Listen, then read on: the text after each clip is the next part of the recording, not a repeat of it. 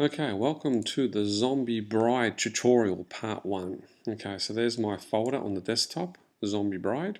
If I open that up, I've got all the bits and pieces that I need to create this zombie girl.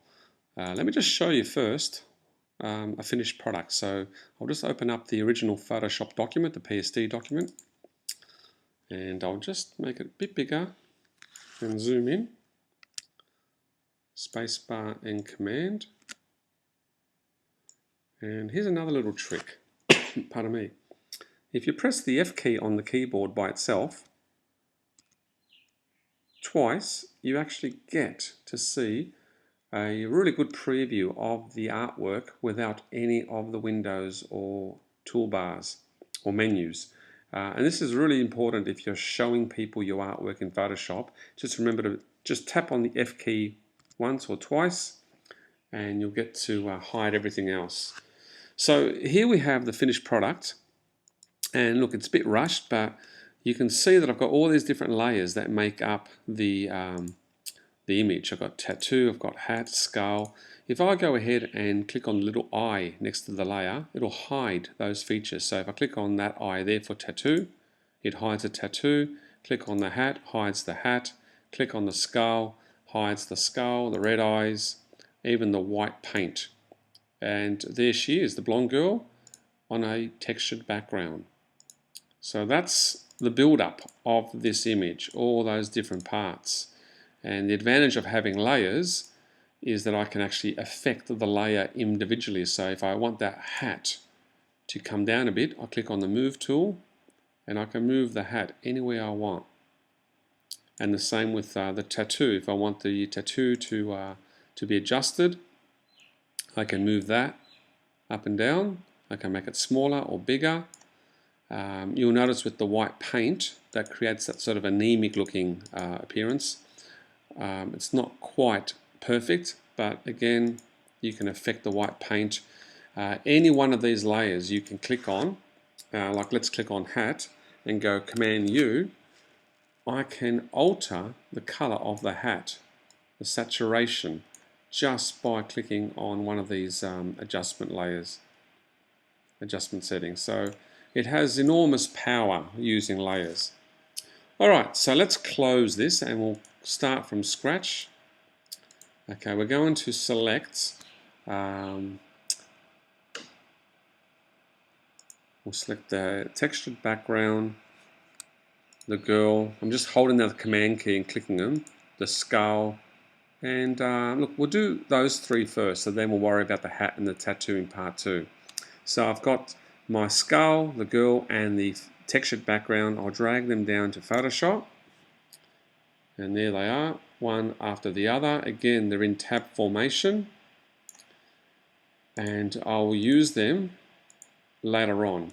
First and foremost, I need to create a new canvas for this tutorial, and this is going to be a canvas that measures in inches, 6 by 4 inches, so 4 inches wide, 6 inches high, and 300 dots per inch as the resolution. Click OK, and there it is. There's my blank canvas. First things first, I want to take my rock texture, which is kind of greeny looking, and I want to select all of it. Select all, or Command A. Press Command C for copy, instead of going to edit and choosing copying the old-fashioned way. Go to my, it's untitled at the moment, I better actually save this. That's very important. Save it to my desktop Zombie Bride tutorial folder. I'm going to save it as Zombie Bride, and I always put the size in, the file name, 6 by 4 inches. So I'm just going to save that as a Photoshop file, which is PSD. Alright, so there's my 6 by 4 image saved. Now remember, I'll copy the texture, so I can just go to paste, and the texture lands as layer number 1. And I'm going to change that to say what it is, rock texture. It's very important that you rename all your layers. to depict exactly what they contain. Now, if I go to the Move tool, you can see there's more rock texture. So I can actually move that to another position. Not just that, I can go Command T and transform it. In other words, resize it. So, with layers, you've got enormous flexibility. And then press return when you are happy with the new size. So there's my rock background, my rock texture background. I might just do one alteration. I'll go Command U and I'll just alter the color a little bit. And I could really beef up the saturation, but I might just bring it right down. So just sort of really kind of cold, bony color, background color. Alright, so there's my rock texture. Now it's time to bring in the main star of this tutorial, and this pretty blonde girl is the star of the show, and this is going to introduce one of the main, I guess, techniques used in Photoshop for digital makeovers or for any sort of manipulation, and I'm talking about the technique called masking. Now, it's hit or miss for some people. It takes a lot of practice, but the challenge is to take this girl, take her out of her background and place her in our Zombie Bride 6x4 canvas and sit her in front of this rock texture background. Now, there's a couple ways you can select her. You can use the lasso tool, you can do a drag around, but the challenge is those stray hairs that you see. I'll just zoom in and show you. How am I going to pick up those stray hairs? So what I might do is a number of techniques, a number of different tools, and try my best to select just the girl and not the background. Now, one of my favorite tools for this is not so much the magic wand. The magic wand is great if you've got plain flat areas of color which are sort of equal in value, and this is certainly not the case. So I'm going to choose one of my favorite selection tools, the quick selection tool, and I'll start from the top of the head and drag down. Now if I stop there and let go of the mouse, I can have a breather and continue. Now see how Photoshop detects what it considers to be the edge of the area. So it kind of knows that there is an edge to this girl between her and the background. So if I just go down to here, a bit more around the shoulders, and that's not too bad, and a bit more down here. Now I don't really want anything below the boobs, okay, so I don't really need her hands, so I'm just going to stop there, and I'm happy that Photoshop, using the quick selection tool, has done a pretty good job. But I'm just going to go one step further. Staying with the quick selection tool, don't deselect it. See this button at the top here, the one that says Refine Edge? Well, that does just what it says it's going to do. It's going to pick up some of those stray hairs that I've missed with the quick selection tool. So if I go ahead and click that button, I'll bring this window a bit closer and I'll zoom into the girl a little bit so you can see what I'm doing. I'll just move that a little bit. Just rearrange things around. Hang on, sorry. Bring that back there. And we'll start from the top. Now, I can change the view to on black, which seems to be a little bit more complementary. And now you can see that my quick selection technique wasn't great. It actually has done a pretty rough job around the top of the head. This is where the Refine Edge feature comes in. You click on this thing called Smart Radius, and this is where it's kind of trial and error. You might have to move, I tend to move my radius lever up to about 4, bring the smooth up to about 20. I mean, this is hit or miss. And then if you go to the image, oops, sorry, and I was meant to actually, I better cancel that. I made a mistake. Sorry guys, I'm just going to cancel that. Refine Edge again. On black. Yep. And then Smart Radius. Bring it up to about 4. Smooth to about 20. Come on. Oh, it's very slow now. It's having trouble keeping up. Okay, now if you drag your mouse around this area, okay, now all I'm doing is just dragging my mouse around the girl's hairline. When you let go, Photoshop will try to include those stray hairs. Now you can see my computer is very slow, but I'm just going to drag my mouse around the edge of the head, let go, and watch what happens.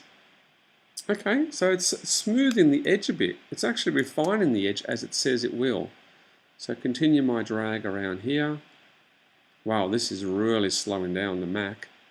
I need a faster computer. Okay, wait a few seconds. Come on, catch up. And this is great for just making sure that your selections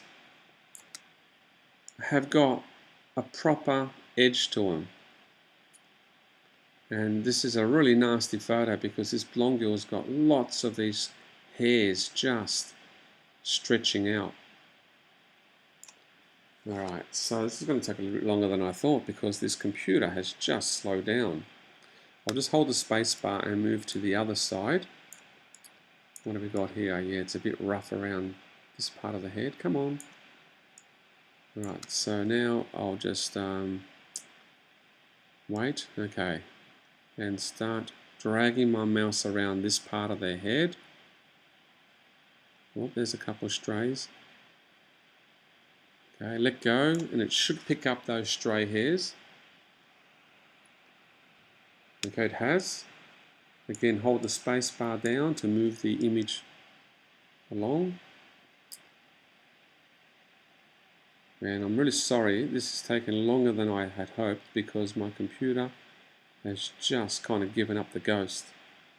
So we're just going to drag our mouse. I won't do the whole body, I'll just demonstrate this technique and then I'll just leave the rest a bit rough. If I had more time, you can watch me doing the whole body, but look, I'm happy with that.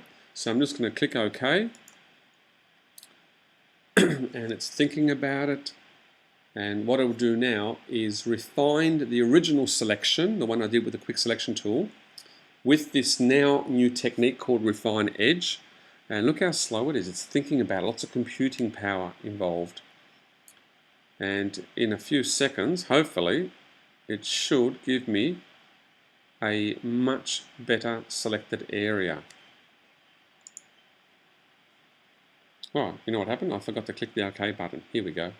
Silly me. Alright, so I don't know if you can see that. It's actually...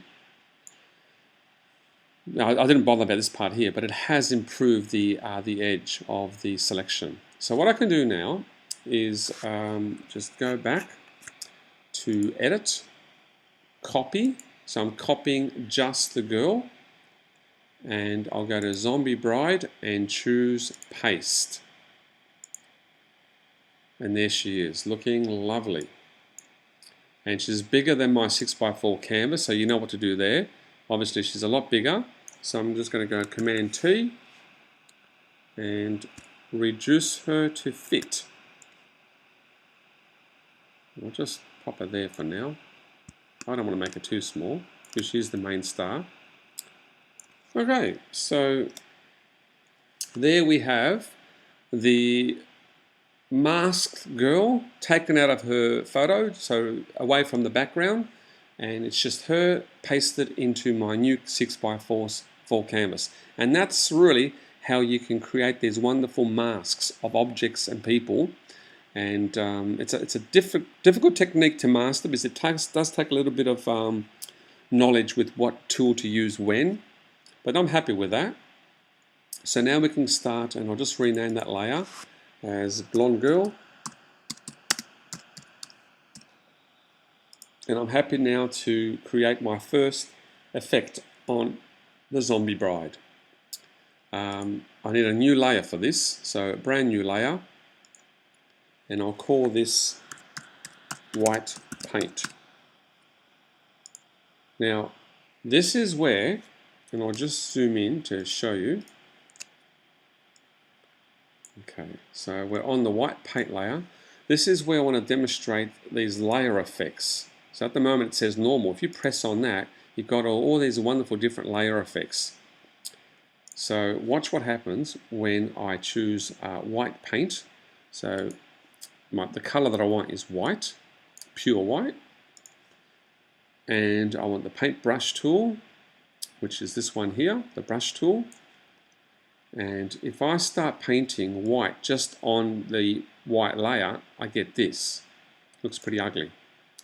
If I change the layer effect to something called color, second from the bottom, it creates kind of like a grey see-through effect.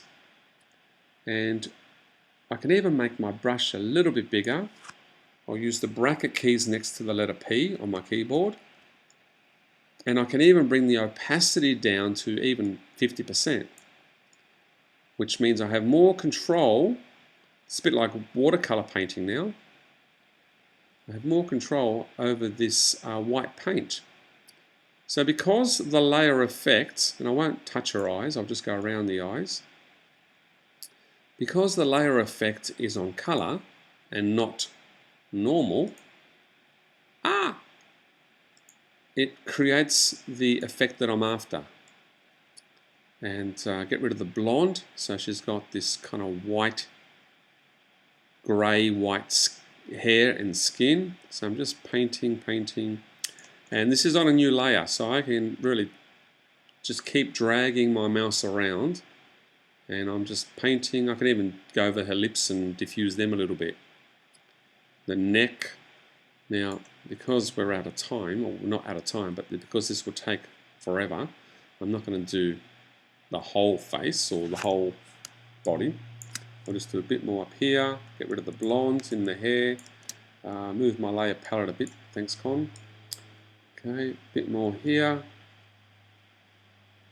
and a little bit more around the chin, a bit more blonde. So again, because I've got the opacity dialed right down to about 56%, the more I drag, the darker the grey area appears, so around the eye there.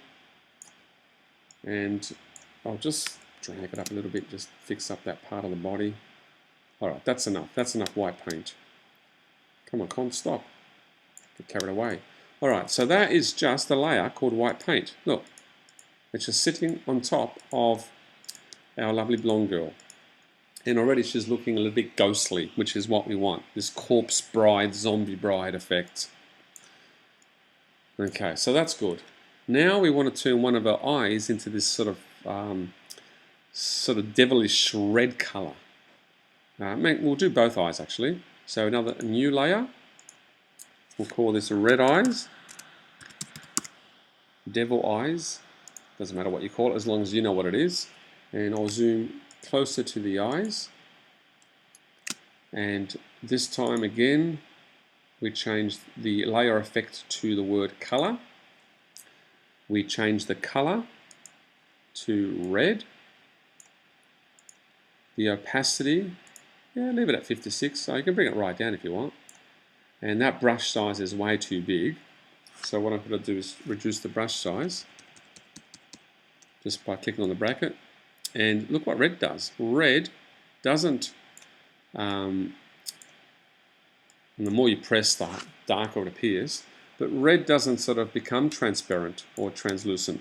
It actually stays red, even with that effect. But you can still see the pupil underneath. And that's what I love about that effect called color. So if I change that effect now back to normal, it doesn't look the same. Pardon me. Alright, so now we've got our devil eyes. And that was pretty easy to do. And that's just another layer. Look at that, just a red layer, red eyes layer. And this now brings us to the magic part, which is the skull. Okay, now this is just an image of a skull, a Peruvian skull in fact, and the simplest way to select the skull is to use the lasso tool, maybe with a feather of 40.